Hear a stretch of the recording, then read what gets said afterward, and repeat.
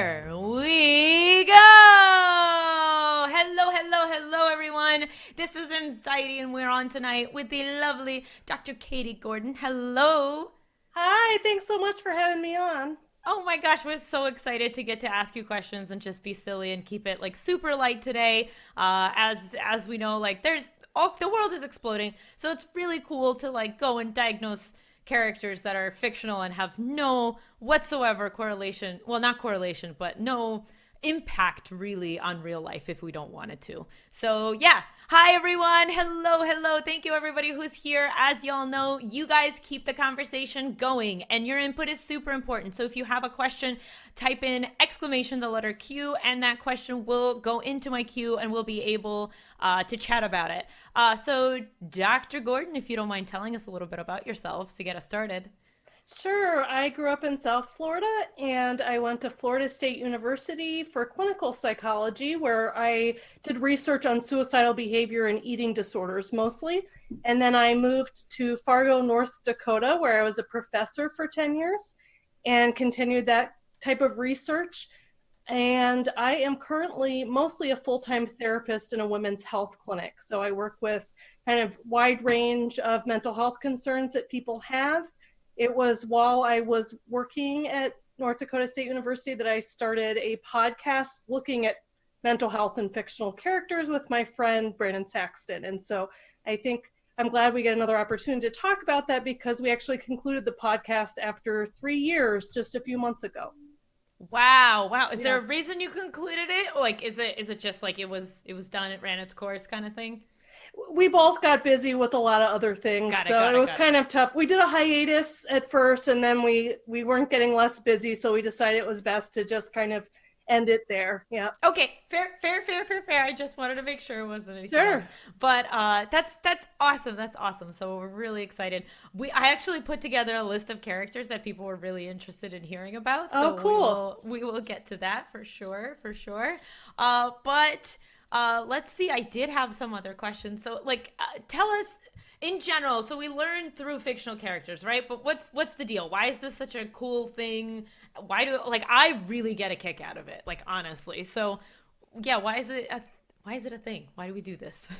Well, I thought I used to teach a class, all mental health types of classes to undergraduates, and it's really important to make the material connect to meaningful parts of their lives. And so, in a way, most people know someone who struggled with mental health issues or they've had their own struggles. But one thing that made the material kind of that where you could apply it and there was a little distance from it was to look at fictional characters because people could get really into their favorite TV shows, movies, books, and talk about the mental health concerns. So not only kind of what are the symptoms they're experiencing, but also what about growing up that way led them to where they are now. And it seemed like the students really connected with that. And so it started off just as an assignment to kind of critically look at media, apply what they learned, and just kind of geek out a little bit about their favorite pop culture. Is there a wrong way to diagnose? Like, can you, I mean, other than, straight up saying somebody, let's say, has schizophrenia when they're really depressed, like but is there clearly like a wrong way to diagnose a character? Like, can we be wrong about diagnosing somebody considering that they're fictional and we don't really know them in real life? Yeah, I think that most characters, there are some that have a specific diagnosis in mind, but a lot of them don't. They just kind of, they're struggling with alcohol or they're struggling with suicidal thoughts or they're having relationship problems. And so really the point of the exercise was to kind of learn about like, this is what that mental health problem looks like. These are what the treatments are for it. And do you see this in the character? And so mostly I was just looking for people to really critically evaluate it, see if there were any harmful misconceptions and things like that. But often there wasn't a truly right or wrong answer unless it was just, like you said, completely off base. Like they said that someone is having hallucinations and they weren't or something like that. Right. Okay. All right. And then the other thing is nobody can really be offended, even though there's mental health stigma still out there. Like, Joey from Friends is not going to be offended because Joey Joey can't really defend himself either, so I can't. But Yeah. No, yeah. that's a huge part of it. We're, as as part of our ethics as clinicians, we're not supposed to diagnose real people unless there's some kind of extraordinary circumstances.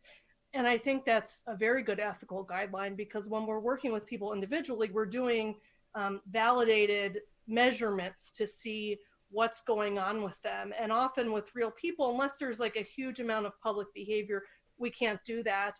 And also I think it's something that could be misused. The whole goal of that assignment and of the podcast was to decrease stigma, to talk about how these characters who we care a lot about, even if they're imperfect, they struggle too, and let's look at that. However, it could backfire if people are dismissive of characters, certainly if they're dismissive of real people, or if there's someone they don't like and they blame it on a diagnosis. So I do think it's kind of, you got to be careful about it. Yeah. And then otherwise also people say like people are overdiagnosed in general, right? Like somebody, I mean, there are strict guidelines within the DSM, but you'll hear naysayers say things like, oh, people are overdiagnosed, and, not every blank, it means you have anxiety, and not every being sad means you have to, all of that. So I just want to get this out of the way because I know the answer, but like, are we in trouble here potentially if we're diagnosing somebody fictional? Yes, I think that if you have someone who's kind of going through life stressors, and all of us have anxiety, all of us have sad moments, all of us, when we respond to trauma, whether it's post-traumatic stress disorder or not, and most people don't develop that disorder, there are ways that people respond, or to grief, and we wouldn't want to say that that is a disorder. And the diagnostic system, I have to say, of course, is very imperfect. There are a lot of limitations. It leaves a lot to be desired. But when it's working well, the idea is to be able to identify people who really need help, who are kind of, it's going beyond kind of typical experiences. It's really interfering with their functioning and their relationships. They feel really bad about it. And so we'd want to be careful and look, is this something that's lasting a long period of time? Those types of things, rather than saying, if you feel sad, that means depression. Right. And there's a few people in chat. First of all, SPSM chat says, hello, Katie. Hi. So hi. I love SPSM chat. They've been really excited. They've been watching. This is the longest I think they've watched an episode. Just looking forward to having you I'm on. honored. Thank you. And then a few people have said everyone without exception should go to therapy at least once in a lifetime. Absolutely. That doesn't mean you're diagnosed, just going, right? Are you of the same opinion? I think that a good therapist will evaluate the issue, and if it's a problem that you can work through, right, that doesn't mean necessarily it reaches the level of a disorder or anything like that. But I think some people, they have the kind of support in their life that sometimes they might not need a therapist, and that's okay too. So ideally, if someone goes to a therapist, they'll tell you if they think, this isn't something that I think quite meets that, but we can talk together to work through this. And that's kind of the ideal scenario. Yeah. Okay. All right. Fair enough. In my opinion, anyway. Yeah. Well, your opinion's the one we're not paying for right now. So what are some like really, really exciting characters you've diagnosed over the years? Well, one of my favorite movies ever, and this is kind of old, is Good Will Hunting, which is, have you seen that? Yeah, it's one of my like top favorites. I remember the moment where I heard Robin Williams' character say, "It's not your fault," and just bursting into tears because it hit the right spot for me at that time. And and I remember like it really like walking around the house and going, "It's not my fault. It's not my fault." And it was So, but so Good Will Hunting is a common one, just I guess because there's already a therapist relationship in there, right? Yeah, absolutely. And I think that the relationship, with some exceptions, is realistic. I think it really shows how Sean, played by Robin Williams, is flexible and trying to connect with this person and see him for more than what he first presents with on the surface. And so he's kind of an interesting character, because if you look at like the textbook definition in the Diagnostic and Statistical Manual of Mental Disorders, he meets criteria for antisocial personality disorder. He has a long criminal record and all of those types of things. He has some ways of treating people and not caring for them. And I think that also demonstrates the limitations of the diagnosis too, because what the movie does so nicely is it says, yes, but he had these experiences growing up. He had these traumatic events. He went through abuse. He was in different foster homes. And so part of his behavior is explained more about kind of the environment that he was in and his experiences. So I enjoyed looking at that because it gave me an excuse to watch the movie again, to really watch, you know, I watched that before I was ever a therapist. So it was kind of cool to go back and look after having met with people. So I enjoyed that one. I also, like the first one that we ever with Jedi Council, the podcast that Brandon Saxon and I did was Darth Vader. And ooh, that's a plethora of everything. Uh-huh. And we really liked that because there are so many movies which people feel different ways about, but there is a lot of material. And the prequels, which people groan about, and that's fine. I understand why. But they're perfect because you get all of his childhood background and everything. Absolutely. So that was another one. He exhibits as Darth Vader, some features of narcissistic personality disorder, where he has these kind of like grand visions and he's very callous towards other people. But the nice thing about the prequels, and even towards the end in his relationship with his son, with Luke, is that you can see kind of what tipped him in those directions through the various things that he went through. And I think actually adds compassion for someone who is struggling with those symptoms. Interesting. I mean, he also, the fact that he redeems himself in the end, right? Like, no spoilers, but spoilers. Like, I think it's okay. It's been, 30 years? Yeah, I think at 30 years, I think it's, if you haven't seen it, you might not be too committed to seeing it. But does that, like, can a narcissist redeem themselves? I like to think so. Okay. I mean, I think that, I think the diagnosis is really descriptive of the types of behaviors that are going on. And I think what the movie does, and part of it's silly because I'm taking a fictional movie very seriously, but it shows what the motivation is behind it, that there's some piece of him still in there despite all the things that he's gone through. And it's honestly, it's pretty consistent with how he was when he was younger, and how they talk about in the prequels that the whole reason he turned to the dark side is because he wanted to save his wife. He knew that she was going to die in labor, and he couldn't stand that thought after losing his mother. And so to me, you lose a lot of that, and I think they do that well in Star Wars, that he, a lot of him is machine and all of that other stuff, but I buy it that he turned back to the light towards the end, and that's something that we all have to try for, right? Right. Well, and he also hates sand, which I'm pretty sure is a very important part of whatever diagnosis he receives. Absolutely. That's the number one tell.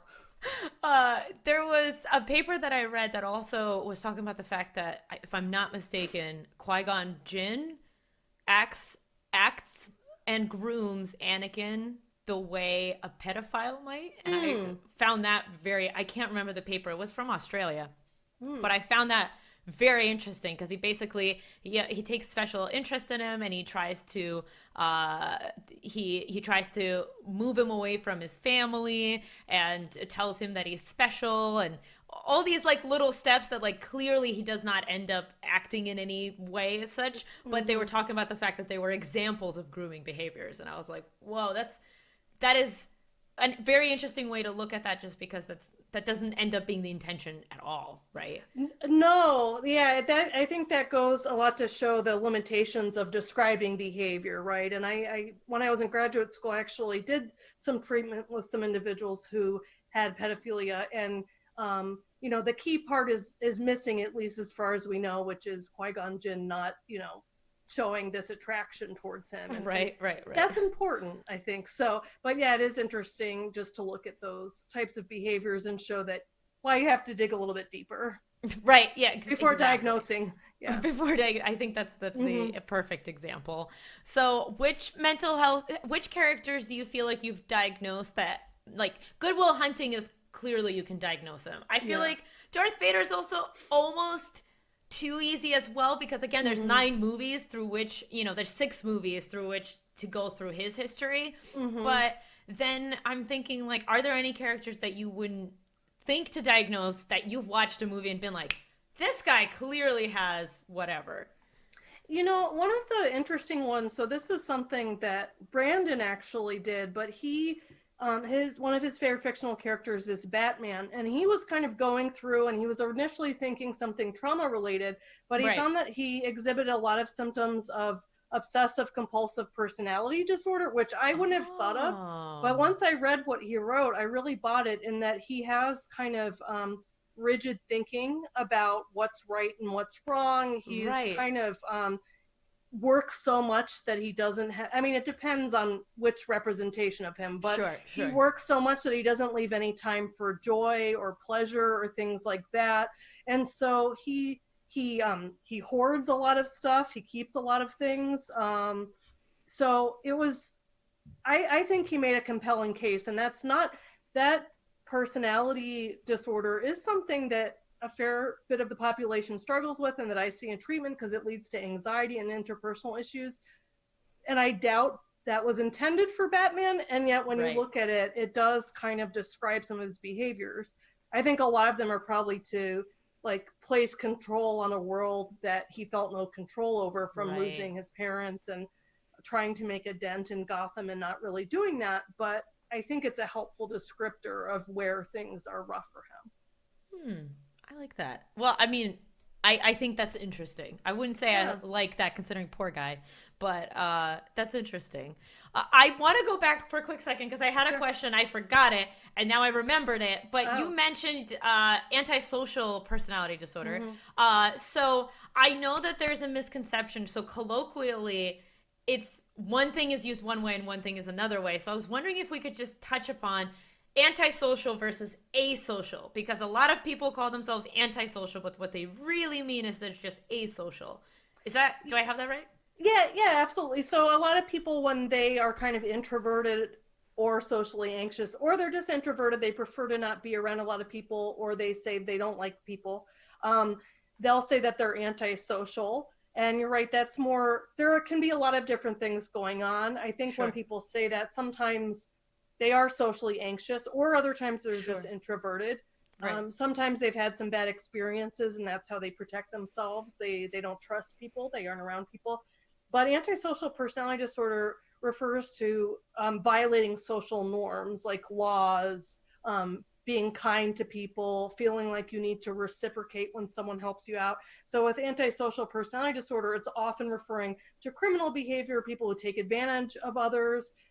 Sometimes the term that's used is kind of like a lifestyle that's parasitic, where they're using people and things that we don't consider, most of us would not do, because it would bother us and we wouldn't feel that it was right. So yeah, I'm glad you said that, because you're right. That distinction, I think, is confusing a lot of the time.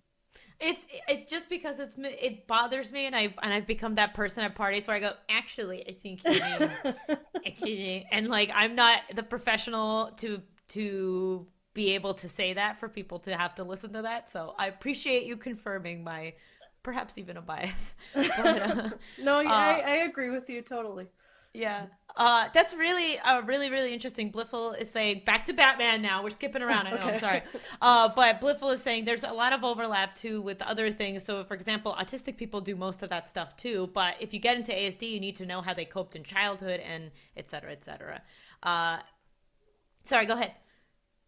I thought you were going to say something. Oh Sorry. no, I'm just nodding along. Okay. And then Chalice pointed out, doesn't that just show that people can read a lot into people's behavior that's not necessarily there, but only something that you perceive?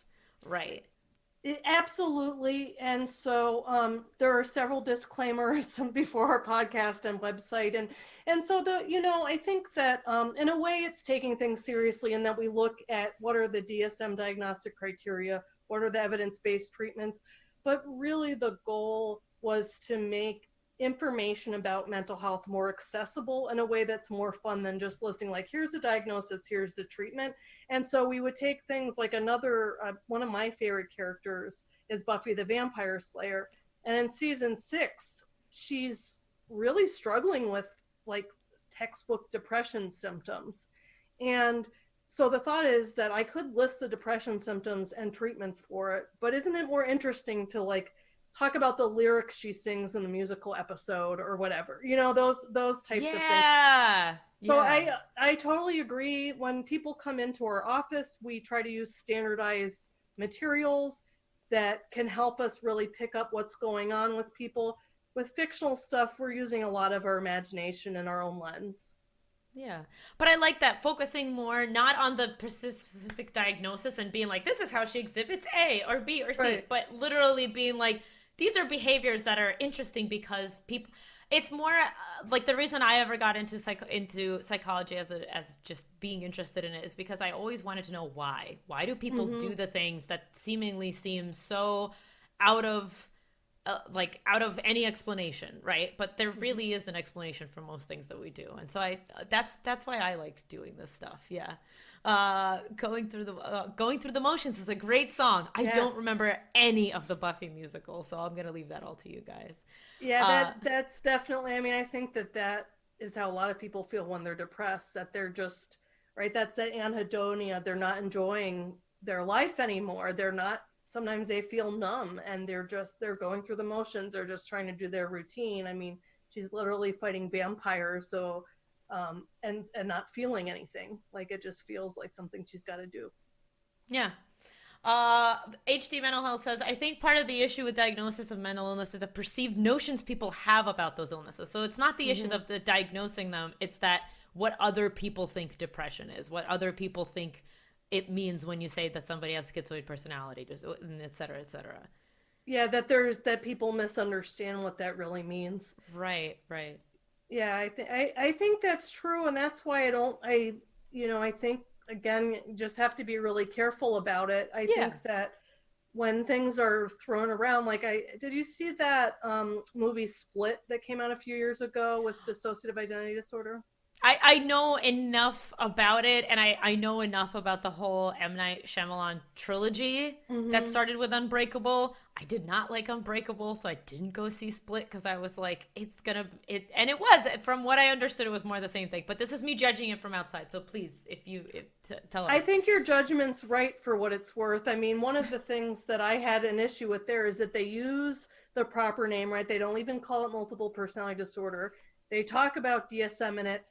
It's clearly science fiction, but the person's violent. And I think that's a really dangerous connection that a lot of people Yes, have with yes, dissociative identity disorder and a lot of mental health problems. And so I right. agree. The understanding it is a big piece of it too. It's not just the getting the name right, it's understanding what it means. And um, when we were writing these like blog posts for Jedi Council, we would always rate like how compassionate and how accurate it was at the end, because I totally agree. I think that's key. Yeah.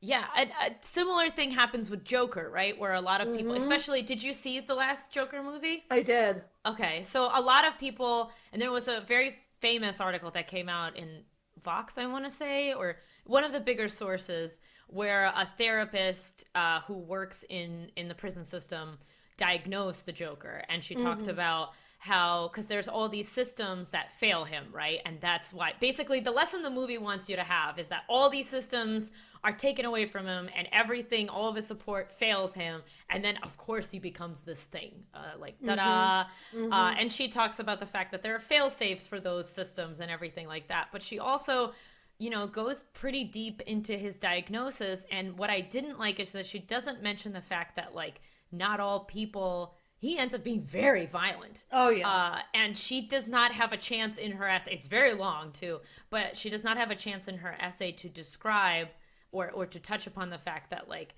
okay, Joker turned violent, but even though all these things happened to him, he didn't have to turn violent. Like, that was Yep. still ultimately. But yeah, I would love to hear your whole take on the whole thing, because it's so like Yeah, there that generated so much discussion. I wrote kind of a listicle for this online magazine called oh Ordinary Times about Joker, and I mentioned similar with the author that you're mentioning.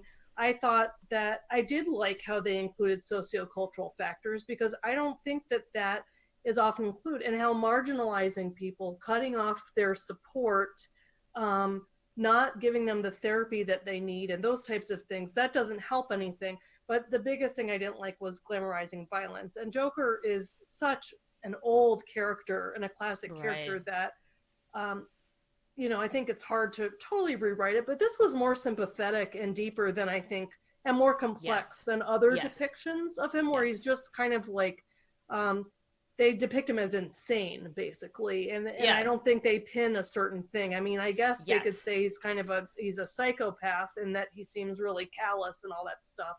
I Right. thought this actually generated more sympathy, but to me, it's so the belief that there's a connection between violence and mental illness is still too widespread that I wouldn't mind if there wasn't another movie out like that. There are so many movies, and there have been studies on this, that they do shape public attitudes, because Yes. it Yes. seems like they have, thriller horror movies, fine, but like come up with a different explanation other than, and the secret is that they have this mental illness, they have split personality, or they're a Right. psychopath, or whatever it Right. is, because it's Right. not fair to a lot of people that are then misjudged, and people assume that they're violent. Right. I think that sympathy is actually the issue that I have with his Mm, depiction, because they tell you, hey, be sympathetic of this character, and he's going to turn violent. Like, they give right, you, like, so right. for example, the Dark Knight Joker, right? They really do depict him. He's just a loose cannon. You don't know what he's going to do next. Mm-hmm. And it's not necessarily because he's crazy. I mean, they do bring him to Arkham, right? But it's Mm, not necessarily that way because he's crazy. It's just that's just how he is. He's a criminal, and criminals act in unpredictable ways, and he's going to set these traps for Batman to have to figure out, like, the prisoner's dilemma and everything. mm-hmm. So, but in this one, they make you sympathize with him, and they make you be like, look at his illness, like, of course he ends up this way, and he ends up killing people. So that's where they lead you down this route of giving him an anti-hero status. Mm-hmm. And but then anti-heroes don't also really murder people. And so Yeah. that's where I have an issue with it. Like, he didn't necessarily have to become violent. He still was very disturbing in the way he was acting. And if he became manipulative, it would just not be as bad. It still would be, like, not the best depiction of mental illness, but it would just not be as bad. But he does, yeah. Kinda. No, I agree with you, because it does almost start. It's interesting that you say that, because I think that, I was saying I like how they look at the societal aspects, but then it does get to the point where it's like, kind of like, that's fully responsible for his behavior or something like that, rather than Right. saying, like, a lot of people are treated that way and it's terrible and they shouldn't be treated that way, but they don't resort to violence. That's not Right. how that usually happens. And so how can we take that sympathy for people who are mistreated, who don't have access to resources, who are marginalized, without saying, and that explains this behavior, kind Right. of thing. Right. That becomes the explanation, is that he's not Mm-hmm. well. Yes. Mm-hmm. Okay. That's definitely it. Ah, okay. All right. Well, now that we got Joker out of the way, we could talk about it. We could talk about pretty much anything. But so I have a list of characters that we the audience wanted to put together. And don't forget, exclamation the letter Q if you have any specific questions for Dr. Gordon to go through. We're definitely going to be touching upon those. So do not hesitate to throw those in there. But so I did have the typical question before we get into, like, our list. What are some of, like, the worst, just poorest depictions of mental? I think you kind of answered it, right? It's just any depiction in which somebody's behavior is explained away with a mental illness. But, like, is there anything in particular that you're like, that was bad?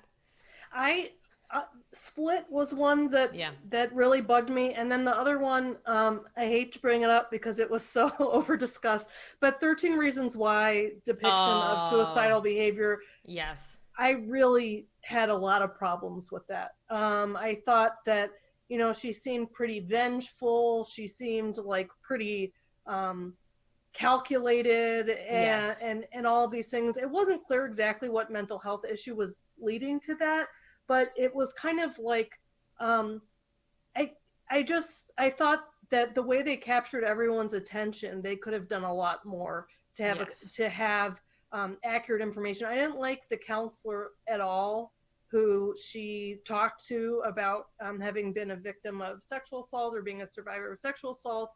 And he basically was like, well, you have to report it. There's nothing I can do to help you. Then she Right. talked about suicide, and then he basically didn't follow up with her.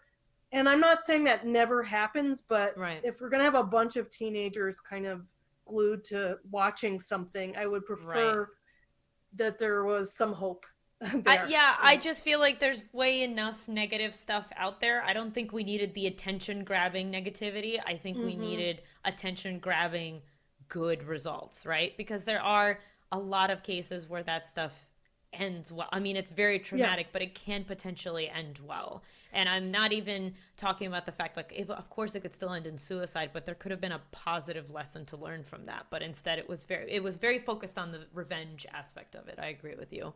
It Yeah. was, and it was very much like almost many of the people had no redeeming qualities. So if someone's, you Right. know, is watching it and thinking the world is a dark place, that's you know, a lot of episodes to really confirm that idea, right? That Yeah. she, Yeah.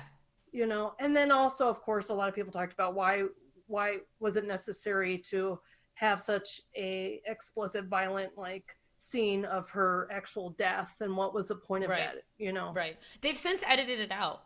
Oh, I really? haven't rewatched it, but I did read a piece that said they edited it out, and it is like it's very cut.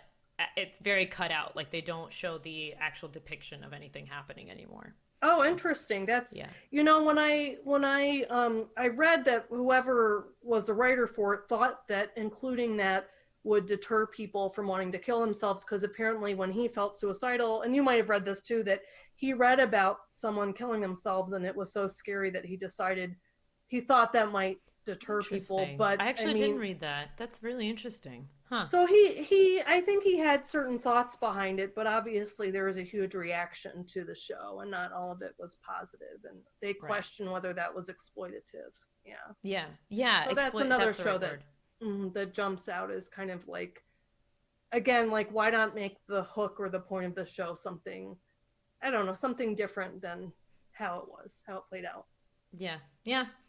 All right, let's go through our list. Are you ready? Are you ready, kids? Exclamation the letter Q if you have any questions, but let's go through our list. Okay, so we have some video game characters, so if you're not familiar with them, it's totally cool. Just give us your disclaimer Okay. and be like, I don't know who that is. I hope I know at least half of them. That's we what have I'm a aiming good, for. it's a good list. I think we'll figure it. I think Okay. we'll get there. Okay, so somebody asked Harry Potter. That was a really big Okay. one. Yeah. What do you It, think? does he have mental health issues? Yeah, Harry Potter. I don't know. Does he? Yeah. I Yeah. don't Does Harry know. I Potter mean, have he any issues? definitely had a lot of difficulties growing up, right? He was Right. mistreated by the family that was taking care of him. One thing that someone had asked before, um, when I was doing this podcast, was, is he willing, when he's willing to sacrifice himself for his friends, is there any suicidal aspect to that? And I thought that was kind of an interesting Oh. question. Huh. And I don't think it's how people would typically think about suicide, but it was the idea that he thought he could contribute more in this case by saving them. Um, but you know, I nothing else jumped out at me. I admit that I'm a little rusty on it, so I wish I had That's more. okay. That's okay. No, that's still quite a bit. I've wondered about that too, but I also feel like considering everything that happened to him, I feel like Harry's pretty well adjusted. Like Mm-hmm. Mm-hmm. he doesn't act in a certain way. I don't see him act in a certain way because this thing happened to him. You know, like Right. he definitely Right. has a fear of his friends dying because a lot of Mm-hmm. his other friends have died. Mm-hmm. But that is not like necessarily because of a mental illness. That's just, that's going to that seems like the A equals B thing. Yeah. But yeah, or A leads to B rather, sorry. And then yeah, but I feel like considering everything, Harry's well adjusted in my I think opinion. so too. I mean, he doesn't he trusts people, and like as soon as he's put in a better environment, he thrives, you Yeah, know. exactly. Exactly. He doesn't like he does have like something I guess you could call it PTSD. In the fourth movie they depicted pretty he does have quite a few flashbacks, but again, he's dealing it's also just uh grief because he's dealing with his Mhm. friend's death and his friend died in front of him, so he has flashbacks to that. So Mhm. but it's just I've heard people say PTSD and I'm like I mean his friend just died, so how can it be PTSD if he's just grieving? So Yeah, yeah. that's, I mean, that's a good point. And when with diagnosis, it has to kind of persist and appear with a lot of other symptoms that for it to be diagnosed as post-traumatic stress disorder. Right, there you go. Okay, so Harry Potter, you guys, was not as juicy as we wanted it to be. Sorry. I'm sorry, not sorry. Wolverine. Wolverine has a complicated, I don't know how much you know about Wolverine, but he's complicated. He is. I thought Logan was an outstanding depiction of suicidal thoughts and behavior. I thought that they nailed it with, in terms of his hopelessness, his kind of not adjusting to aging and his body feeling different, and then losing people that are close to him. I thought that it was actually kind of, especially Logan. I mean, I don't know about the other movies that he was in, but you see him kind of on the brink of feeling really hopeless and like he's of no use to anyone anymore, feeling really disconnected from people, and then losing people close to him. And so I thought, and I saw Logan in when they showed it in black and white in the theaters, and it was even more like compelling and touching. So I thought that was pretty accurate considering he's a Wolverine. Yeah. Okay. I'm going to go back to Harry Potter because Num Nums brings an interesting point in. I read an interesting theory where Harry Potter books are just a child's imagination taking themselves out of an abusive situation. Mm-hmm. So it's like him dissociating into like another world because this is the trauma he's dealing with his aunt and everything. I mean, that's why I read Harry Potter, because I was going through a really rough childhood and Harry Potter took me out of it, literally. But I've never thought of it. That's interesting. I mean, I think it's amazing what kids can do to cope with very horrible circumstances, and they should never have to do that. But I think that imagination is a big way that they do. Yeah. Yeah. Interesting.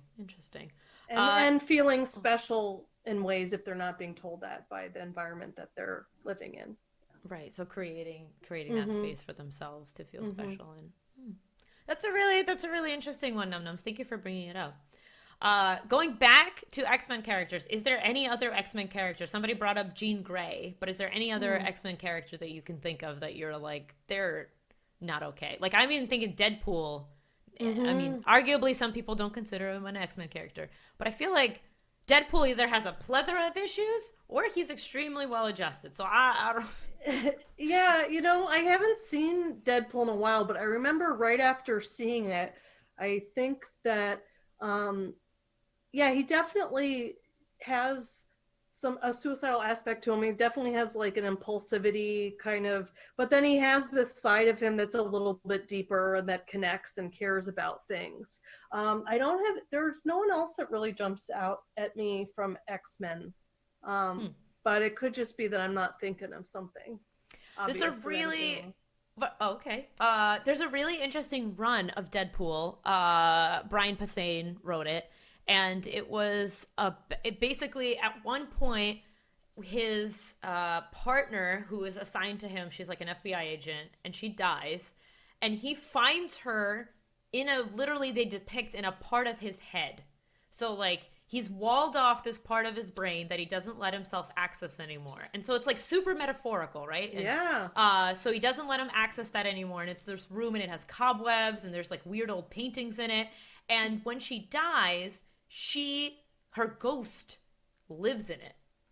Oh my gosh. So there's like layers and layers and layers and layers of stuff there. But I always thought it was really cool because there are points where she talks to him and she will tell him like, oh, what's behind this door? And he's like, don't you dare open that door. And then like, stuff happens because she opens the door and he has to deal with whatever trauma was there. Because she opens the door and she sees like a scene. So it's, that's really interesting. I'll have to read that. I highly recommend. That's a really good run, and great.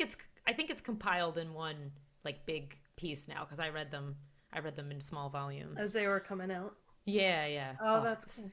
It's a great run, and Brian Posehn is a great comedian, which is how he was like, I wrote Deadpool comics. I was like, you did, and then went off the deep end there. All right, okay. So people brought up. I don't even know about this one because Dan Harmon is such a mess. But Rick and Morty. Yeah. Morty seems rather anxious, but wouldn't you be anxious if If Rick your was your grandfather? I mean, he's creating a very anxiety-provoking environment. I think that I think that Rick definitely has antisocial characteristics. He's pretty Right.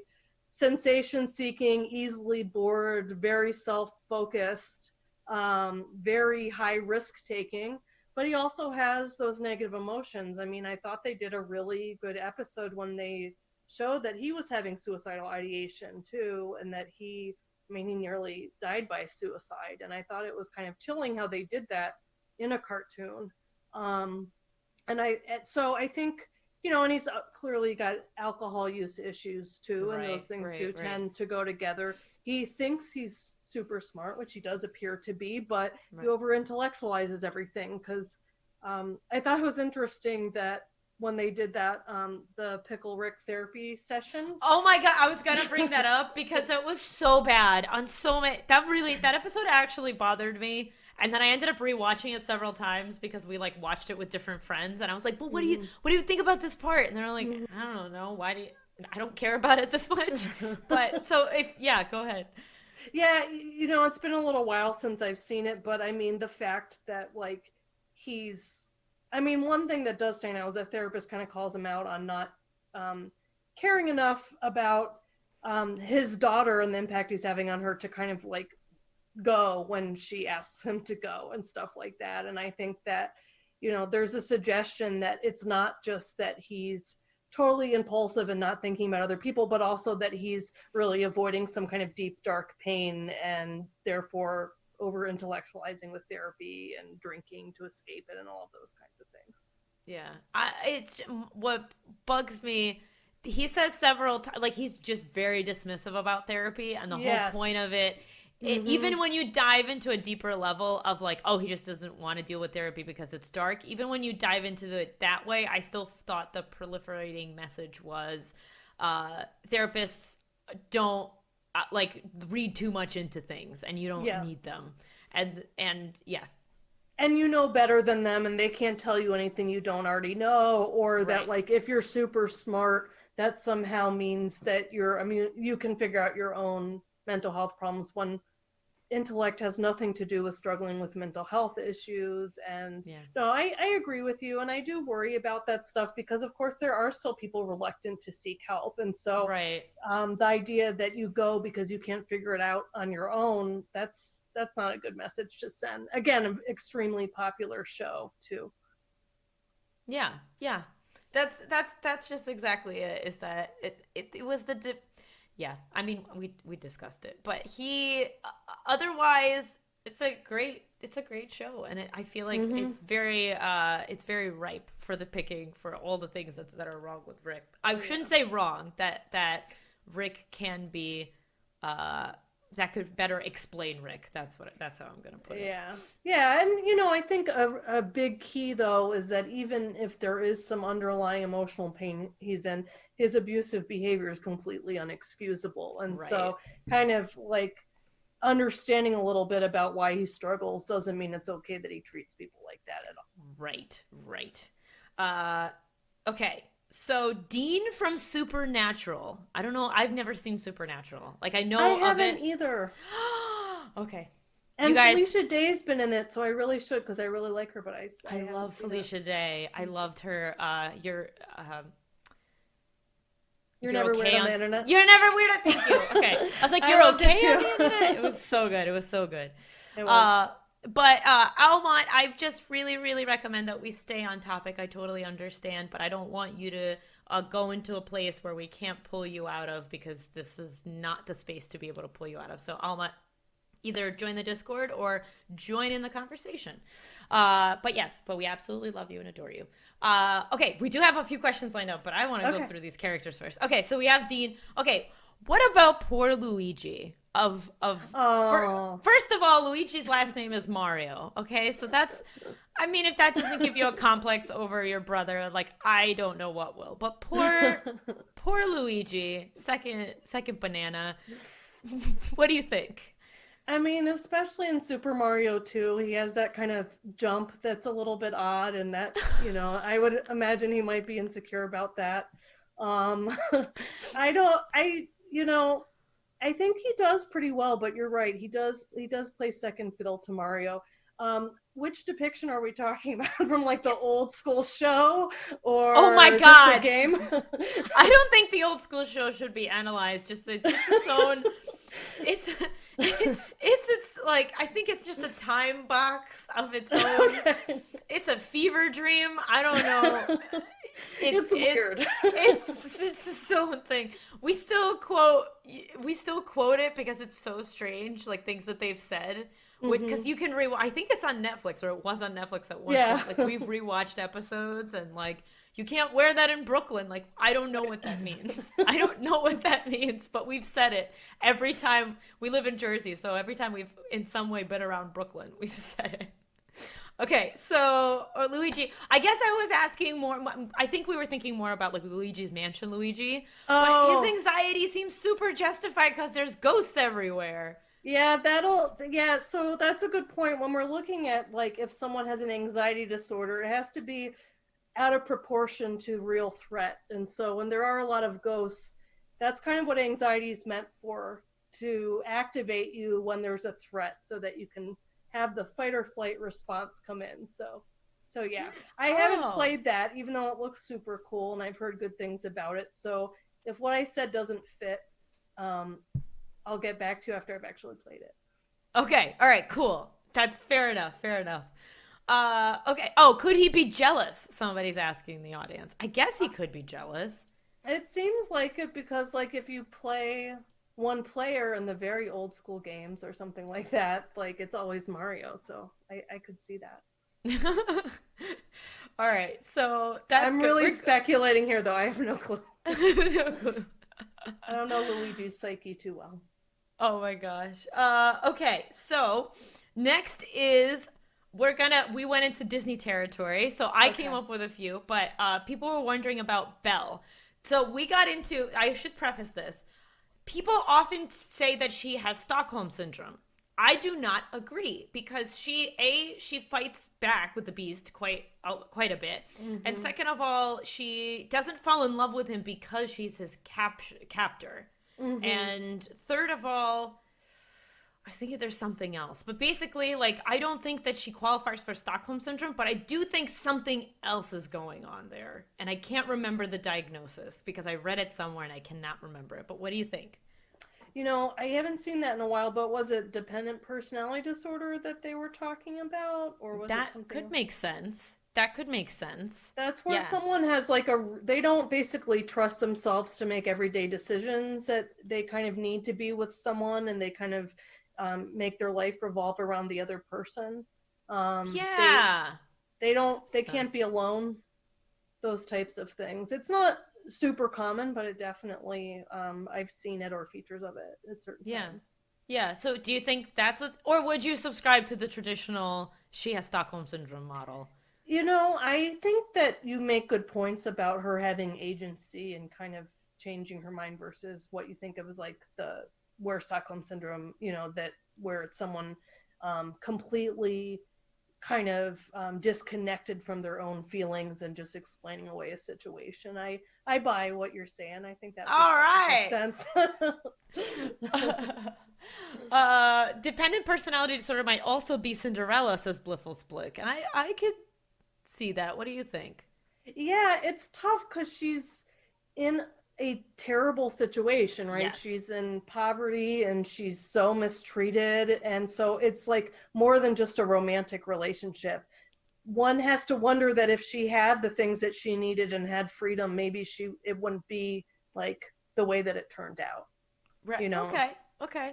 I mean, I haven't not seen Cinderella 2 and 3, so that might be giving us some insight. Oh, I haven't seen. I'm only going off the first one. I haven't seen all the sequels and good recreations. So okay, good. The recreation was terrible in my opinion, but that might be just me. It was really pretty, but it was like awful. Like I have no idea what it was for or who it was for. You know what I liked though? Was it Ever After with Drew Barrymore? It's kind of older now, but it Oh, was I I did it like was that. that I liked that telling of Cinderella. I thought it was nice. Yeah, They yeah. modernized it a bit. Yeah, I did like that too. Huh. Okay. So my favorite princess ever is Rapunzel. And I feel very close to her. She was kidnapped. I was kidnapped by my own mother. So clearly I'm not trying to project something onto her that would be an unhealthy thing. But so have you seen Tangled? What do Yes, you I think? love Tangled. That's one of my favorite Disney movies. Um, Okay.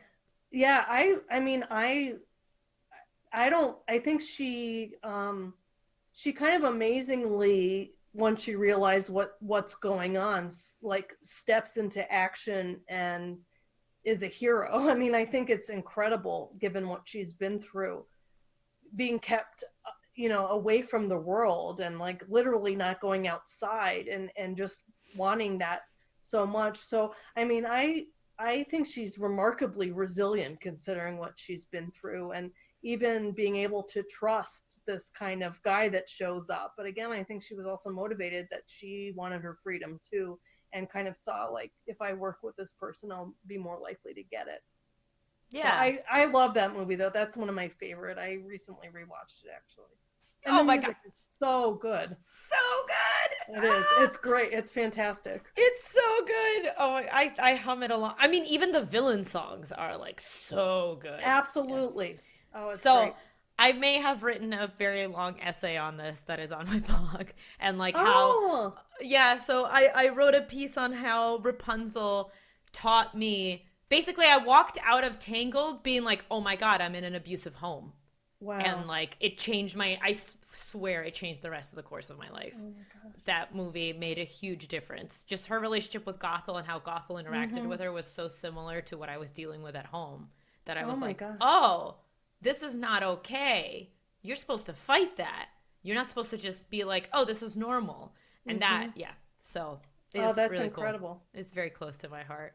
I think she's pretty badass too. There is, I don't know if have you seen the series? Mm-mm. There's a really so the series is meant for kids, but there's a really dark episode where they end up back in the tower.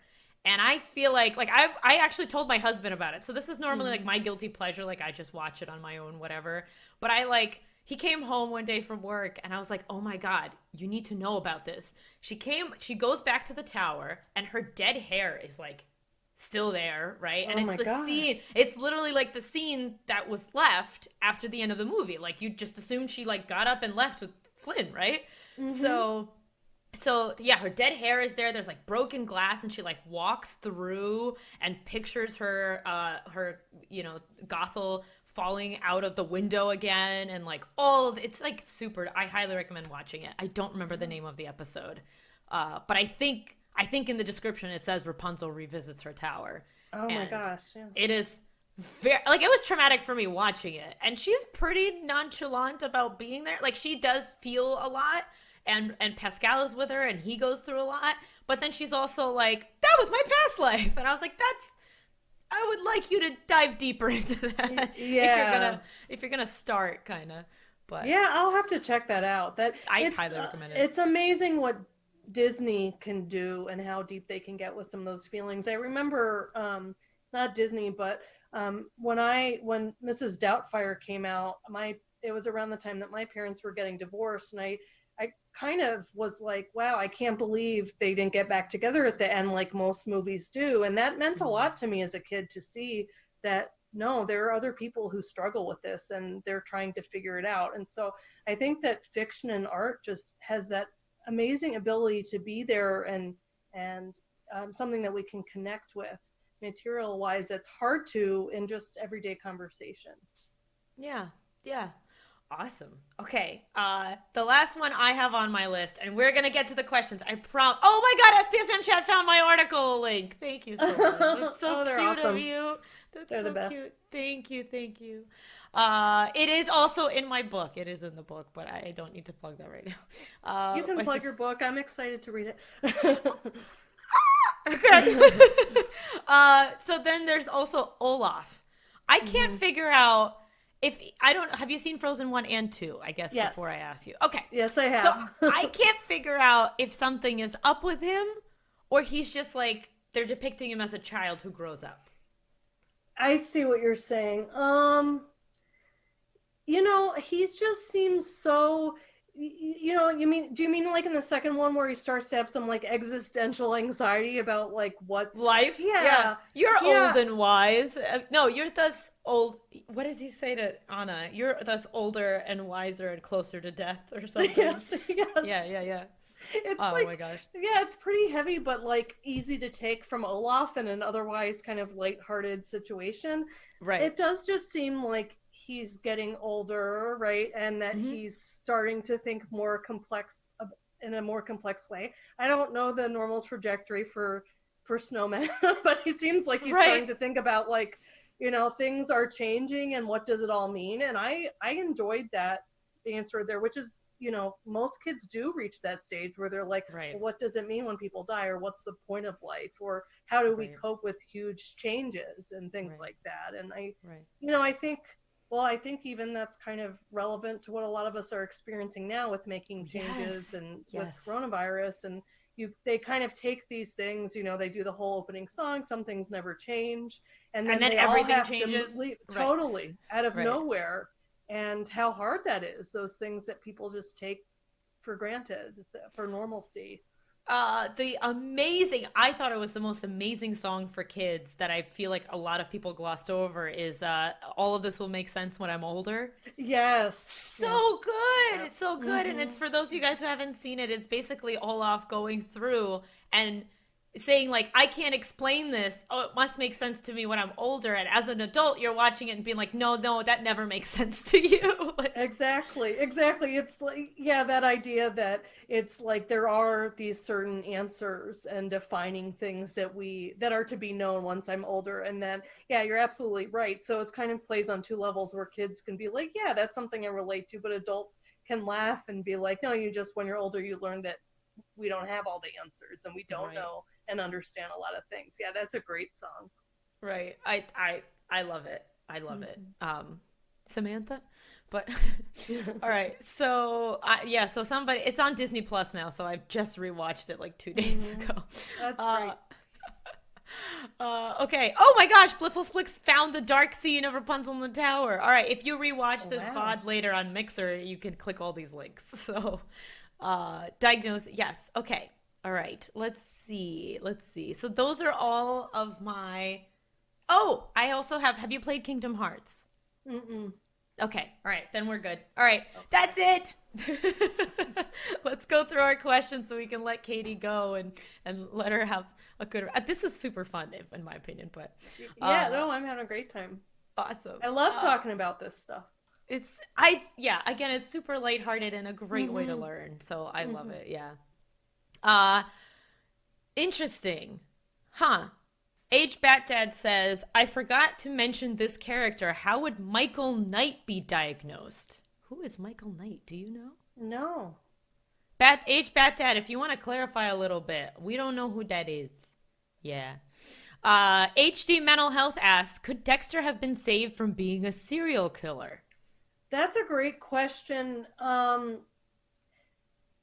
I like to always have hope in things. I think that, um, I think that I always hope that there are ways to intervene. And the way that I think about psychopathy and some of the things that Dexter exhibited in terms of being really callous and fearless and sadistic, that certain people do have genetics that lead them that way. And if you can prevent some of the traumatic events as much as you can in the environment, that they have a better chance doing well. There's a really interesting like BBC did a documentary looking at genetics for Yes. psychopaths, and maybe you saw this, but there's one of the interesting things is one of the neuroscientists doing the research, they analyzed his genes, and he had this gene that was linked to serial killers. He was a neuroscientist, he who was not a serial killer, at least as far as anyone knows, and he thought that was because there were elements of his environment in his life that protected him from going that direction. However, it was interesting because his family members said, that he was kind of self-centered, that his feelings weren't as deep as other people. Like he was kind of talking about like if a family member died, he knew that he should go to the funeral, that's the right thing, but he didn't feel the deep level of grief others did. So I do believe that when someone has that strong of a predisposition, it'll show in some way, but if their environment is decent enough, you can prevent that kind of extreme behavior that you see with Dexter. Got it. Got It it. has to do with identifying it early, I think. There's a lot of research. So my senior thesis in college was on Hitler, and it was specifically on the Third Reich. And our professor had said, you can do a lot of research about this, but you cannot write a paper about whether or not Hitler could have turned out good. He's like, I've read them all. They all suck. Don't do them. And I thought that was really interesting, because he's like, there's so many people being like, oh my God, could he have been avoided, because, like what he did was on such a huge scale. But I don't know. I still go back to it and go like, I think he was who he was. I don't know that I can read further into it. Yeah, I think, have you heard of the Iceman, the serial killer named Kuklinski? They did a documentary on him. He actually died in prison, but it's an interesting interview for people who are interested in that kind of thing. He had a lot of those psychopathic characteristics, and then on top of it, his father did too, and he was in an abusive home. And it's the psychiatrist does a nice job at the end, though, of describing those genetic and environmental influences. And the truth is that sometimes, even with the best parents, sometimes kids turn out in certain ways, and it's important not to blame the parents or say something like that. But it's true that we can reduce the risk a lot by having people in positive environments, positive role models, teaching them to be pro-social instead of antisocial. Right. Tested Fish said they did their senior thesis with you, and they're waving you hello and everything. Oh, hi. What's their name? I don't know, but we don't know. It's just Tested Fish. Okay, and they have a great question that's coming up. So what about the doctor from Doctor Who? I am embarrassed to say this, but I have never seen Doctor Who. Same. I've watched a few episodes. Okay. I have, but not It sounds enough. Amazing, and so I should watch it. I haven't watched it yet. He says Joe W. Hi, Joe. Thanks for tuning in. I need to watch Doctor Who. Aw, that's cute. But yeah, Joe's great. Aw, disowns everyone. It's okay. But okay, all right. What am I missing? I've seen a few episodes, but not my favorite. I love Sherlock. Ooh, Sherlock. Sherlock is a plethora. There was an argument that Arthur Conan Doyle wrote him based on an autistic man that he knew. Oh, I hadn't heard that. I don't know if that was a theory or if that was like factual, but because so many people have connected Sherlock with autistic tendencies, that basically they said that it was based on a real person, and that person would today in the modern world be diagnosed with autism. I don't know how accurate. No, that's so interesting, because I think it's a similar situation with Sheldon from The Big Bang Theory. Yes. Where it wasn't intentional, but they were like, he has a lot of these characteristics, and it was based on someone. I mean, I think some people have viewed that as positive and some of it as negative, but it was a similar thing where the person had kind of the person who created the character based off someone they knew and didn't intentionally make it that way. Mm-hmm. Mm-hmm. Oh, circle back to Michael Knight. Michael Knight is the guy from Knight Rider, played by David Hasselhoff. I don't know enough about Knight Rider. I'm sorry, y'all. I don't either. I know of Knight Rider, but I don't know anything about the mental health situation there, unfortunately. Yeah. I'm sorry about that. Sorry, H-Fat Dad, sorry. So Tested Fish, or Joe W, says...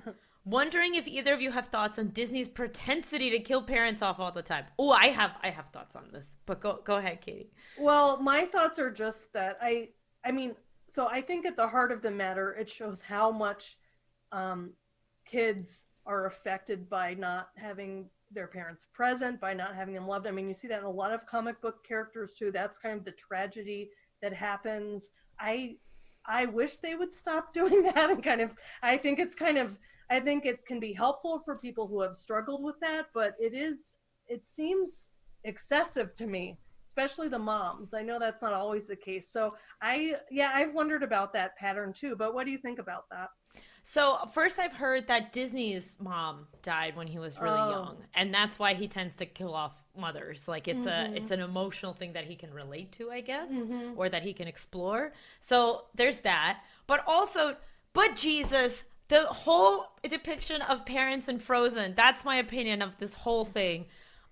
Killing off parents is really sad, so it's a really easy way to grab at your emotional heartstrings, and then it also Mm-hmm. automatically puts our character on a self-discovery journey, right? Yeah. So I understand why they do that. But in Frozen, her parents treat her like garbage, and they spent the entire second movie trying to like understand why her parents Mm-hmm. like protected her the way they did. And I'm like, nobody's talking about the fact that she had shit parents. Right, right. I strongly believe that Elsa had really bad parents and she was severely traumatized from them. Because they kept her so isolated They kept her and treated isolated her, and yeah. yeah, and they told sorry. I'm sorry. I'm No, interrupting you. no, I want to hear it.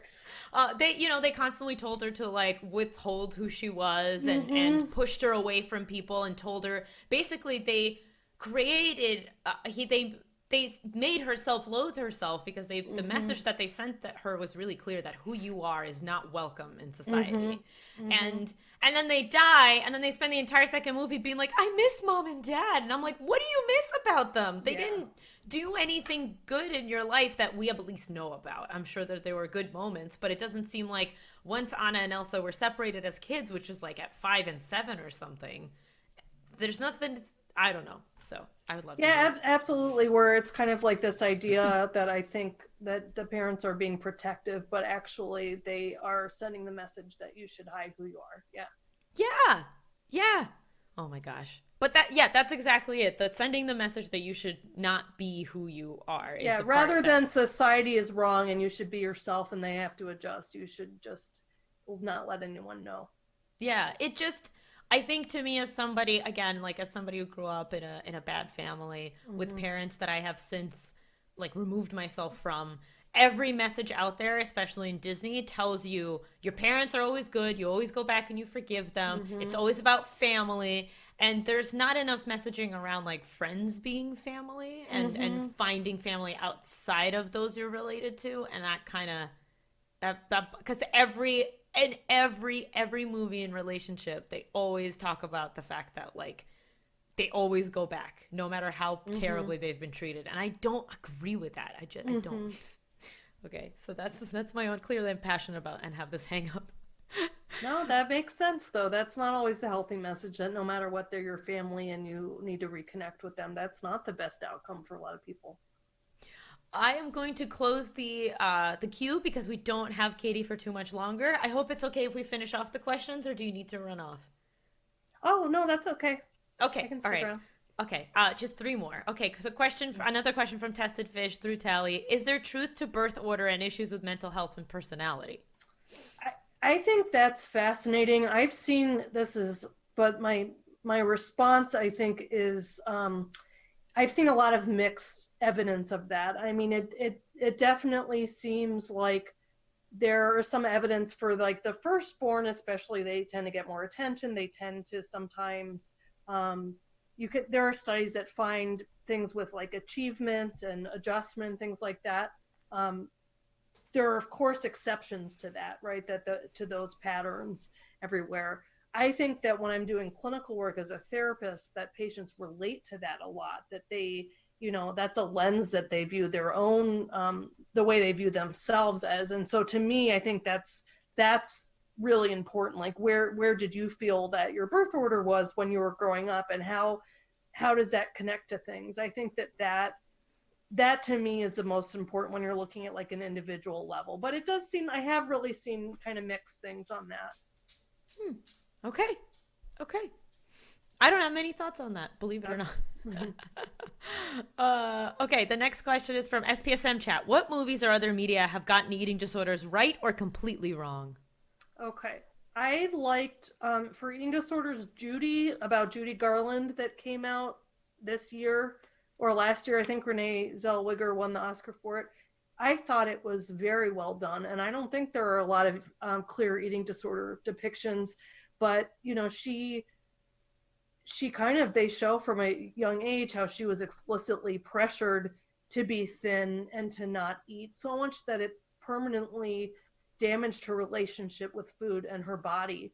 And she had a very caring physician when she's older comment to her, like, you have to start eating and you can't just depend on pills. And you just see how she'd just been doing that for so long, and her sense of self-worth was so built on show business, being able to perform, that she couldn't risk anything surrounding it. And so I thought that was very compassionate. It was not depicted in a vain way or anything like that. So I thought that was really good.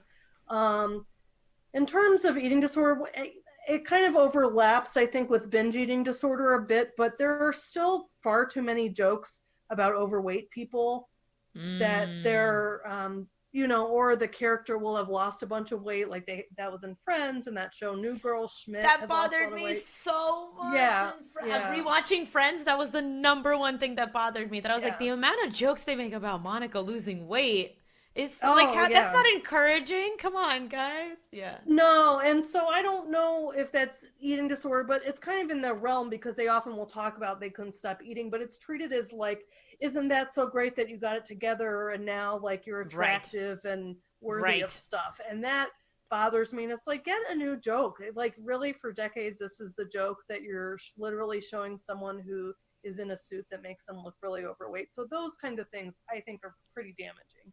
Yeah. Different time, but New Girl was pretty recent, and they were still making that joke. New Girl was like, oh my God, New Girl was a long time ago now. Shoot, not as long as Friends. No, not as old as Friends. Like, I think it was post 2000. It was like, I think 2009, the first season. Something like that. It went into the 2000s. I remember I was in college. Yeah. Okay. May Win asked, do you know of any positive portrayals of characters who are homebound from mental illness? For example, Alex Rover's agoraphobia in Nim's Island. That might be an obscure reference, but let's see, homebound agoraphobia. This is maybe a little bit obscure too, but that there was that older show Monk, where Monk had obsessive compulsive disorder, and his brother had agoraphobia. And it's actually, there are some really touching moments, and Ambrose is his name, and he's got he never leaves the house. And I thought that, it's interesting, because he looked at Monk as like functioning pretty well, but Monk struggled so much with his obsessive compulsive disorder symptoms. And I do think they tried to frame it as like, a gift and a curse is kind of the thing that they say, and that's what helped him to be a good detective.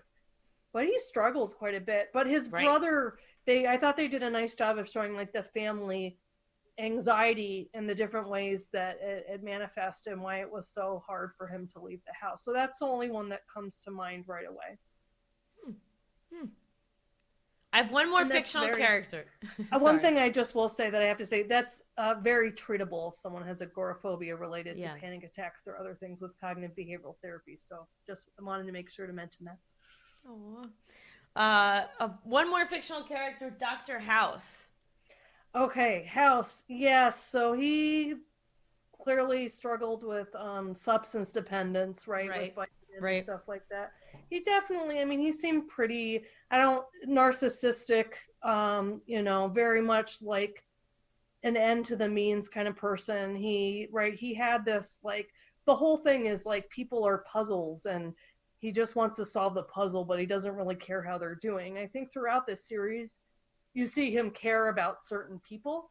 And I also don't know how much of that is his pain, his chronic pain, and his substance use problems affecting his personality, which I think is a really important point. Had he not had that horrible injury that he had and become dependent on painkillers, his personality might have been quite different, or it might have looked different. So it's kind of hard to pick those things apart. I do remember one odd episode where he went to like a party where his therapist was at, And I think that's about when I stopped watching the show. But I love the early seasons, and like they are diagnosis shows, and it's unrealistic, but it was still interesting to see them work through Right. that. Right. Well, it's never lupus, and that's what we learned Right, from House. exactly. Exactly. That's right.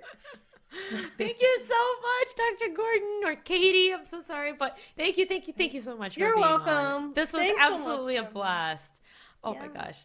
Yeah, Uh, thank you for having me on. I love that you do this. I think this is so important that you have people talking about mental health in a way that's relatable and that you're open about your own experiences and make it a place where people feel like they can connect and talk. That's so important. So thank you for everything you do.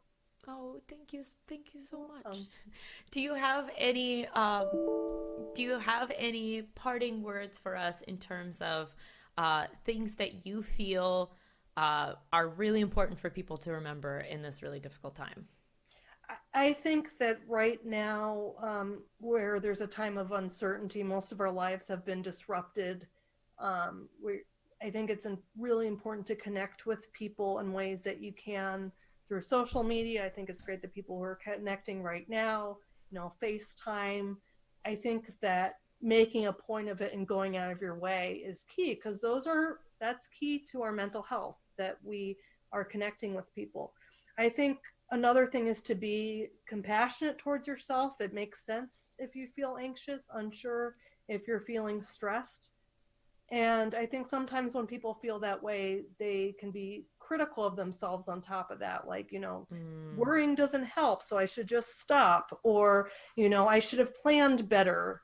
Well, the truth is that we don't really expect it to happen this way. And you did the best you could with the information you had at the time. And so I just think it's important to take good care of yourself, find ways to soothe yourself, and connect with people, and kind of understand that you're not alone in going through this. A lot of us are kind of trying to figure out what we're doing together here. So you're not alone, and be kind to yourself. Those are the two things. oh, I love that. Thank you so much, Katie. That is Thank beautiful. you. Oh my gosh. All right, Welcome. everyone. Thank you for another wonderful episode. I'm gonna send you off to someone lovely, so please stick around. But otherwise, have a wonderful night. And don't forget, if the world feels dark and like nobody can give you the love and the care that you need, go out there and give that love, serve as an example, and give that love to others. Don't forget to be the light. Have a wonderful night, everybody, and we'll talk soon. Bye.